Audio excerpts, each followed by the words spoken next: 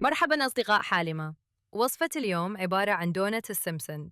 مثل ما تعرفون عبارة عن دونت لونها وردي وفوقها حلويات ملونة أو سبرينجلز.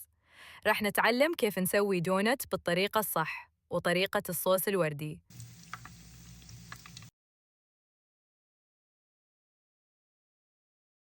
والحين نبدأ بالمكونات. راح نحتاج كوبين ونص دقيق أبيض، وملعقتين كبار زبدة مذابة أو ما يعادل 20 جرام، وبيضة واحدة بحرارة الغرفة، وربع كوب سكر أبيض، وملعقة كبيرة خميرة فورية، ورشة ملح وفانيلا، و3/4 كوب حليب دافئ. أول شي راح نخلط المكونات الجافة، الدقيق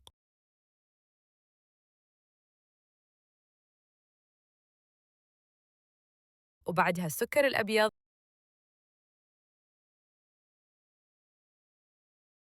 والخميرة ورشة الملح والفانيلا، ونخلط المكونات لحد ما يتوزع الخميرة على كامل الدقيق. بعدها نضيف الزبدة المذابة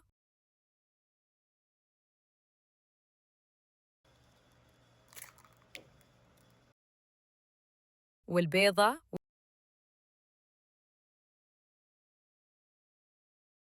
والحليب. راح نضيفه بالتدريج، وهذه الدفعة الأولى للحليب، وبعدها نبدأ نعجن، ممكن باليد أو بآلة العجن. أضفت الجزء الثاني من الحليب، وبعد العجن إذا حسيتوا أن العجينة ناشفة أضيفوا ماء بالتدريج حتى تحصلوا على قوام عجينة طرية وما تلصق باليد. شوفوا شكل العجينة بعد العجن، شوفوا كيف طرية. والحين راح نغطيها ونتركها تتخمر لمدة ساعة في مكان دافئ.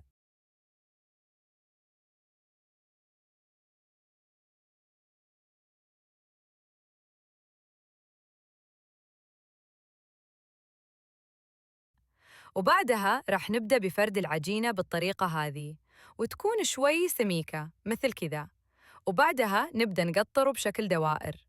ممكن نستخدم أداة خاصة لتقطيع الدونات أو نستخدم أي كوب متوفر راح ينفع.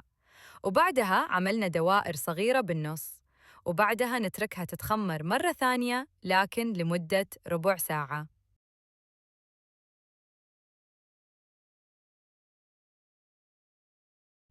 راح نحضر صوص الدونت الوردي على بين ما تتخمر العجينة، وهو عبارة عن نصف كوب سكر بودرة مع حليب من 3 إلى 6 ملاعق نضيف بالتدريج لحتى نحصل على قوام متماسك وليس سائل مثل كذا.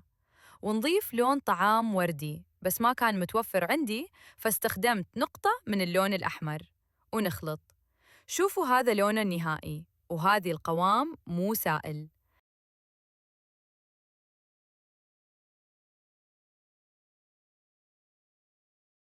بعد التخميرة الثانية للدونت رح نقليهم بزيت يكون بحرارة متوسطة عشان يستوي من داخل، ما تاخذ وقت في القلي. ونقلبهم الجهة الثانية ونكمل كامل الحبات بنفس الطريقة.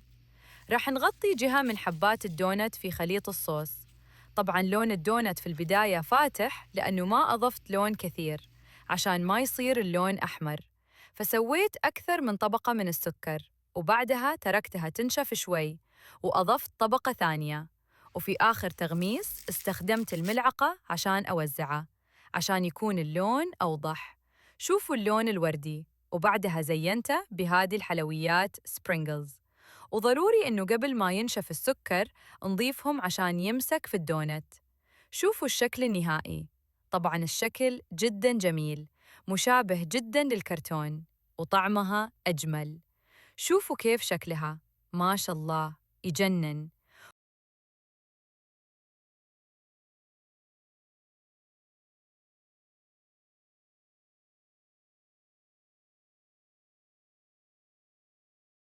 وهذا شكلها من داخل، جداً لذيذة. والأفضل أن تقدم مباشرة لأنه إذا بردت راح تكون شوي قاسية. وباقي كمية الدونت سويتهم بنكهات ثانية بالشوكولاتة واللوتس. أتمنى أنه فيديو اليوم عجبكم. اكتبوا رأيكم في التعليقات إذا ضبطت الدونت نفس الكرتون ولا. وبس. مع السلامة.